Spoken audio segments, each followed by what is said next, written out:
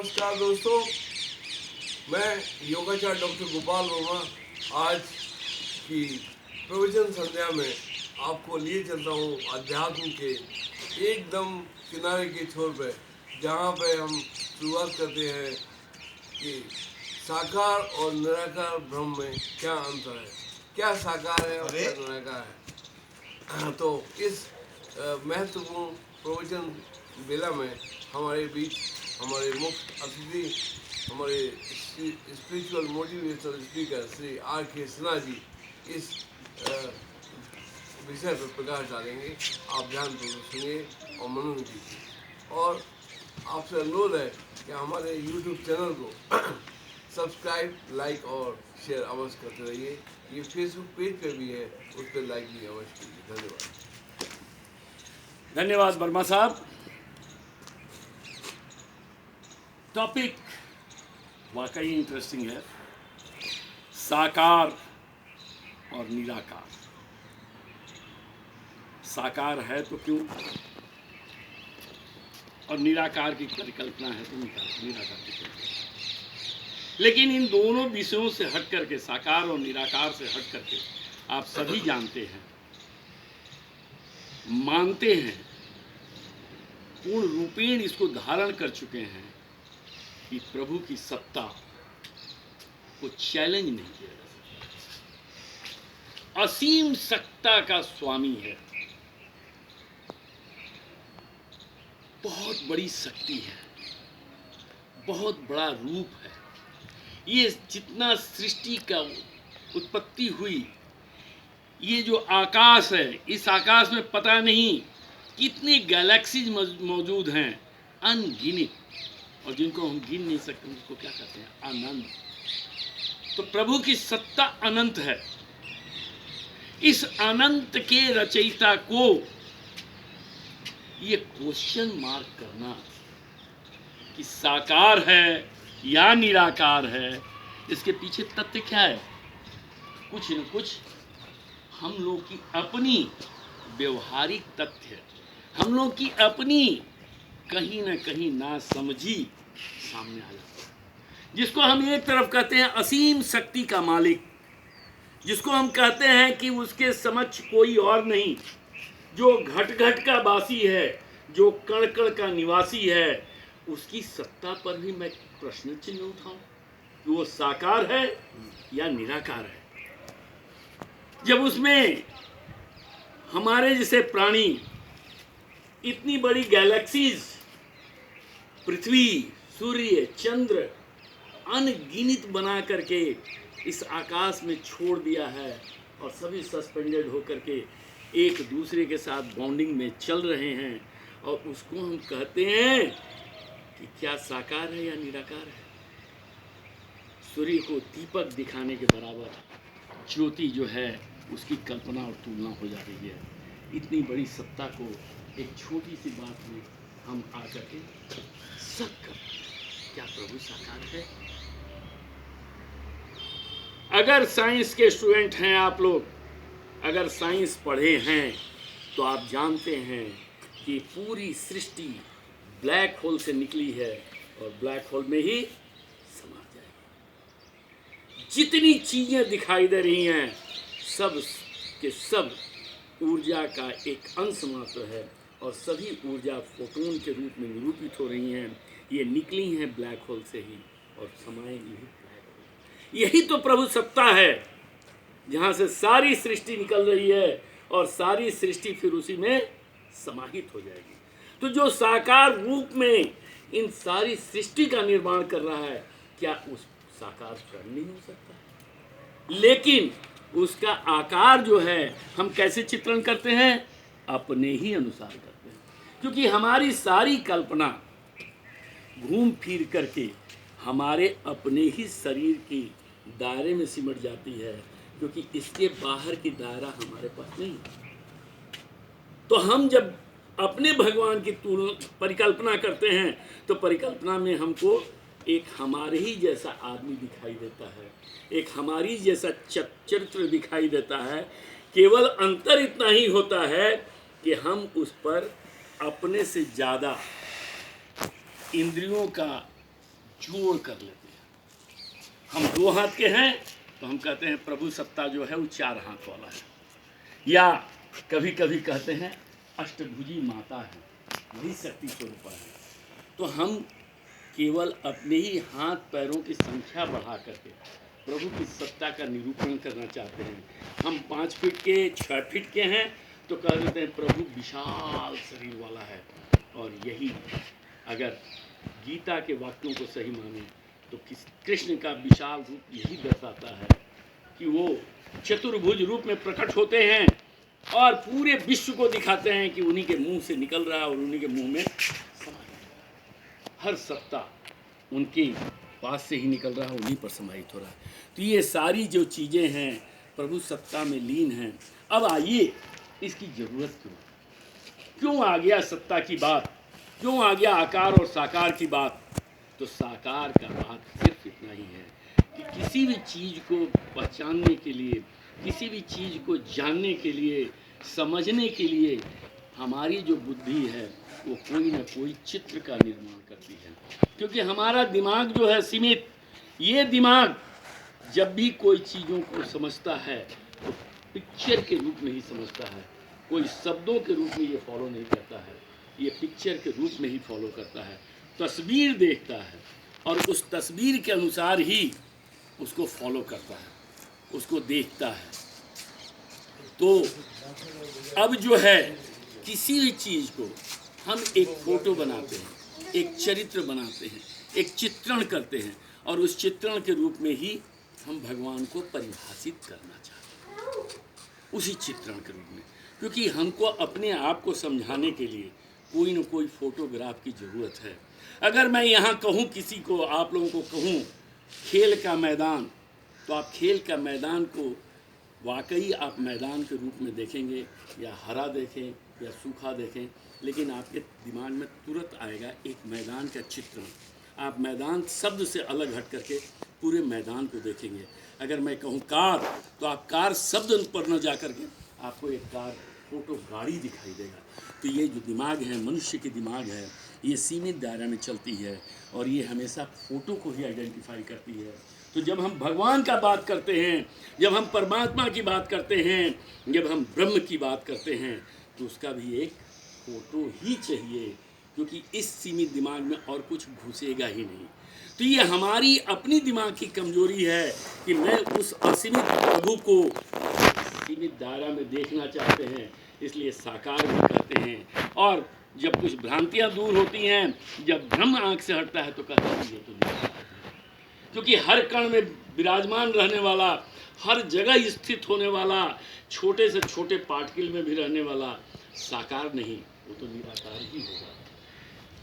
हर atom के अंदर proton है, न्यूट्रॉन है, इलेक्ट्रॉन है और उसमें भी ऊर्जा है, वो भी वाइब्रेट कर रहा है।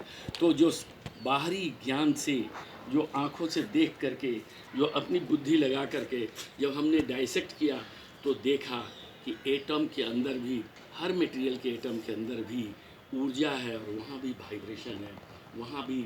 और जहाँ हम कहते हैं क्या कि जहाँ वाइब्रेशन है, जहाँ स्पंदन है, वहाँ जीव है।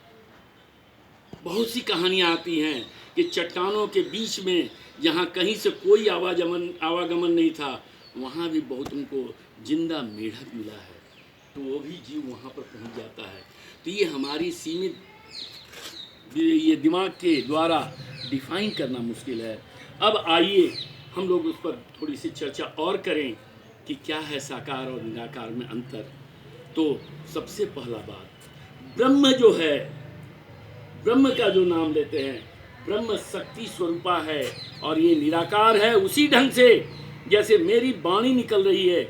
मेरी वाणी निकल रही है वो निराकार है, लेकिन इसकी एक सत्ता है, क्योंकि मैं जैसे आपको कोई आदेश देता हूँ तो आप उस आदेश का पालन करने लगते हैं। तो इस वाणी की सत्ता है, लेकिन इस वाणी का कोई आकार नहीं है, इस वाणी का कोई आकार नहीं है, लेकिन सत्ता है। जब मैं कहूँ कि आप कैमरा बंद कर दो तो आप कैमरा बंद कर देते हो। जब मैं कहूँ कि यस अब ये सभा विसर्जित हो रही है तो आप उठ के चल दोगे। जब मैं कहूँ कि मेरे तरफ ध्यान दो तो आप मेरे तरफ ध्यानाकर्षण भी करते हो। तो इस वाणी की सत्ता का आप पालन कर रहे हो। इसी तरह से ब्रह्म में सत्ता है, लेकिन ब्रह्म निराकार है। ब्रह्म का नाम जैसे ही ब्रह्मा कर देते हैं, तो मैं केवल समझाने के लिए कह रहा हूँ कि जब ब्रह्म को ब्रह्मा कर देते हैं तो वहाँ पर 3 रूप में आ जाता है, एक ब्रह्मा, एक विष्णु और एक महेश। और ये ब्रह्म अब 3 कार्य में उसका अलग अलग संपादन करता है, और हम लोग उस तीनों को अलग अलग साकार रूप में देखना चाहते हैं, क्योंकि हमारा फिर वही बुद्धि जो है वो पिक्चराइज करके ही देखती है। तो ब्रह्मा जो है वो सृष्टि करता हो गया, जन्म देने वाला हो गया, विष्णु जो हो गया पालन करने वाला हो गया, और महेश जो हो गया वो नियंत्रण करता हुआ। लेकिन ये तीनों के तीनों अंश जो हैं वो ब्रह्म के अंश हैं। और ब्रह्म क्या है? निराकार है। ब्रह्म निराकार है, लेकिन उसकी सत्ता है। परमात्मा क्या है? परमात्मा चतुर्भुज श्री विष्णु का रूप है, और परमात्मा से ही ब्रह्म निकला हुआ है। जिस तरह से सूर्य से रोशनी निकल रही है, रोशनी जो है वो निराकार है, लेकिन सूर्य का आकार है। चंद्रमा से चांदनी निकल रही है, चांदनी निराकार है, लेकिन चंद्रमा का आकार है। दीप से ज्योति निकल रही है, ज्योति निराकार है, लेकिन दीप का आकार है। उसी तरह से चतुर्भुज भगवान परमात्मा का एक आकार है, लेकिन उससे निकला हुआ शक्ति जो है वो निराकार है। और भगवान भी परमात्मा का ही एक अंश है, लेकिन इस भगवान के अंदर बहुत सी शक्तियाँ निहित है, जो अपना रूप बदल सकता है, जो अपने आप को स्थिति के अनुसार बदल सकता है। कभी वो मूर्त रूप में होगा, कभी अमूर्त रूप में होगा, कभी लीलाएं करेगा, कभी आकर के कुछ और खेल करेगा, कभी मनुष्य के लिए उद्धार करने के लिए आएगा, कभी किसी और जीव के उद्धार करने के लिए आएगा। और जिस रूप में भी हो, सृष्टि का आरंभ भी वही करने आता है, और सृष्टि का अंत करने भी वही आता है। उसे हम किस नाम से जानते हैं? तो भगवान रूप धारण भी करता है और रूप अपना मिटा भी देता है। अब आइए कैसे इसको समझे फिजिकल रूप में एक बार और। तो प्रभु ने सबसे पहला आकाश बनाया। आकाश क्या है? शून्य है। आकाश क्या है? शून्य है। यहाँ कुछ नहीं है, कोई फिजिकल मटेरियल वस्तु नहीं है। आकाश मीन्स शून्य। और शून्य कैसा? अनंत, जिसका कहीं अंत नहीं है। इस आकाश का अंत कहीं नहीं है। और इसमें आकाश जब बना तो फिर क्या बना? अगला वायु।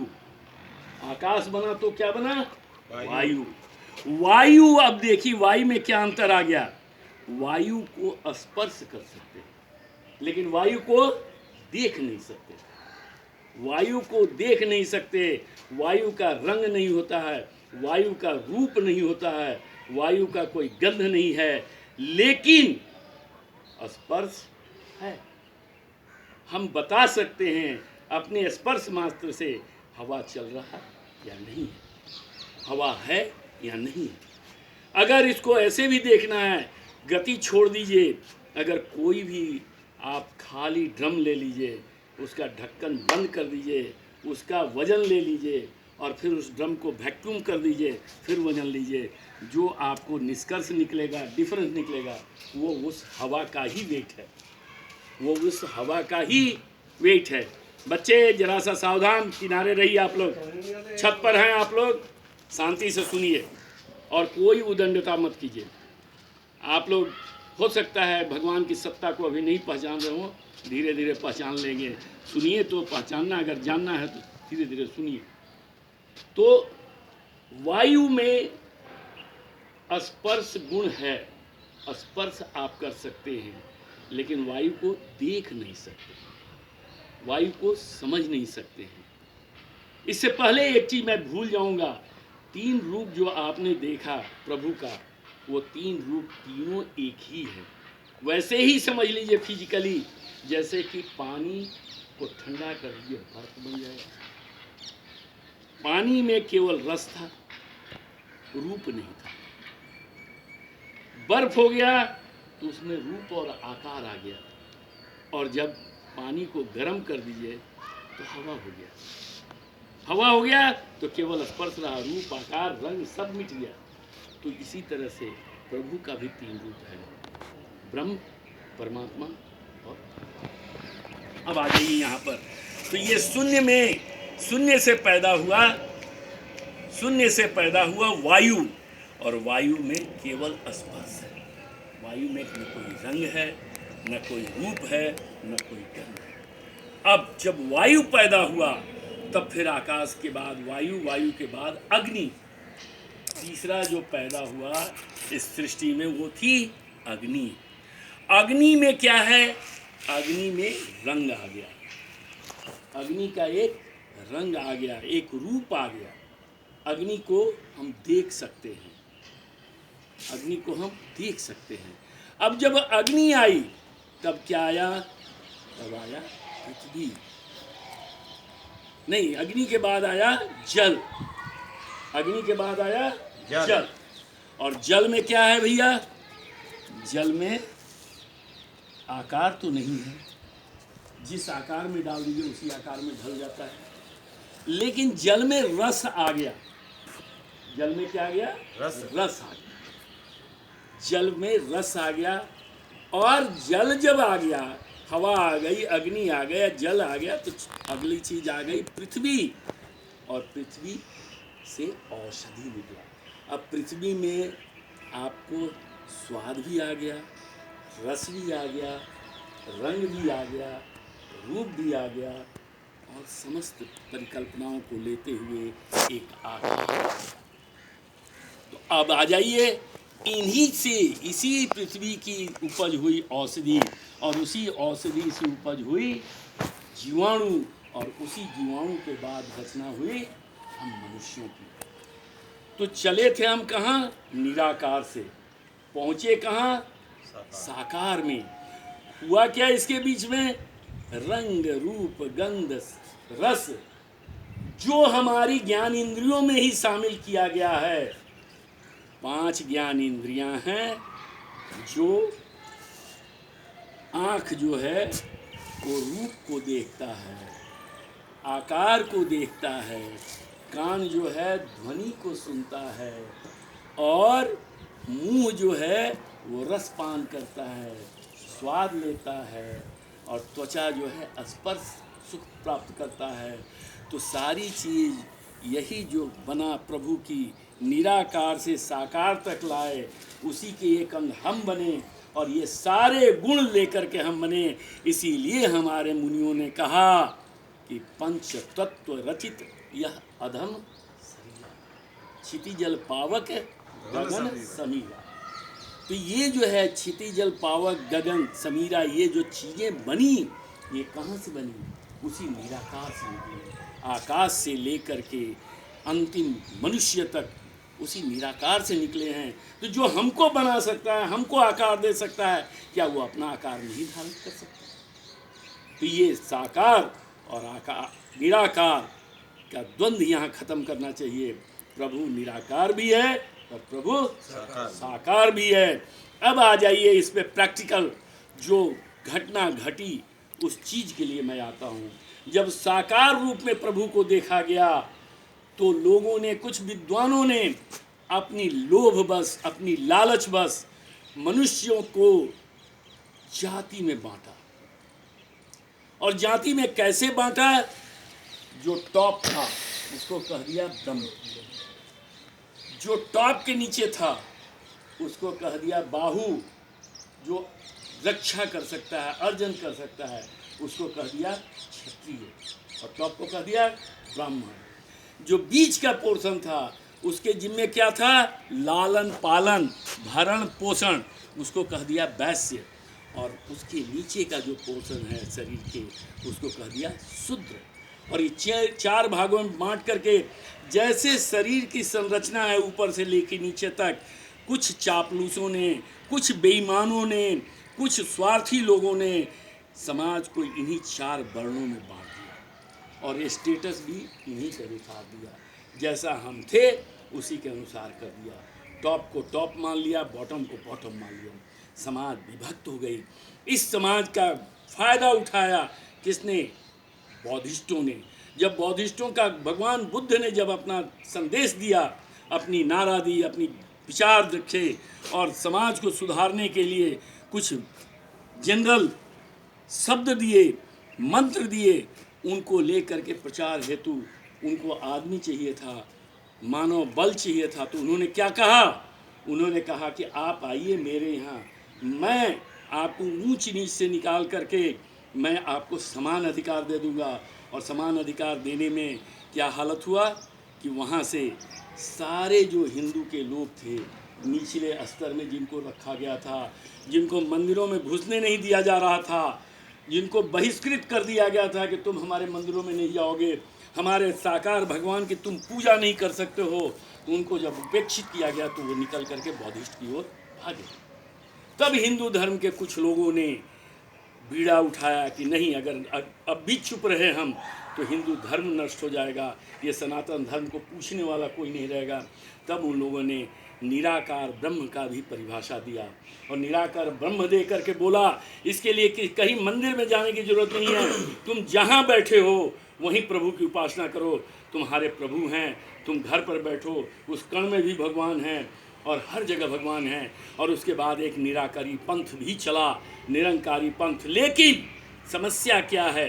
जितने नेता आए, जितने लीडर आए, जितने महान आत्माएं आईं, सब समाज को जोड़ने का काम किया, लेकिन इसी में कुछ स्वार्थी लोग उसकी बातों को लेकर के अपना उसका एक बना लिया थाती और उसको लेकर के इनकैश करने लगे और अपनी सत्ता जमाने के लिए उसका गलत परिभाषा दिया। तो न निरंकार खराब है, न साकार खराब है, भगवान जो है दोनों रूप में हैं। आपकी मर्जी, आप चाहे जैसे पूछ लो। और इसी के साथ मैं इसे विराम देता हूँ और इस दुख से बाहर निकलिए। हिंदू सनातन धर्म है, इसकी रक्षा कीजिए और साकार और निराकार करके आपस में फूट मत डालिए, आपस में बंटवारा मत डालिए। कोई भी इस टाइप का गुरु अगर मिलता है और कुछ एक मार्ग बताता है तो गुरु नहीं, गुरु घंटाल है। उसको चैलेंज कीजिए कि मैं सनातन धर्मी हूँ, मैं सनातन धर्म जानता हूँ, मैं अपने प्रभु को पहचानता हूँ और प्रभु हमारे हर रूप में हमें स्वीकार्य हैं, चाहे वो निराकार हों या साकार हों। जय श्री राम। जय श्री राम।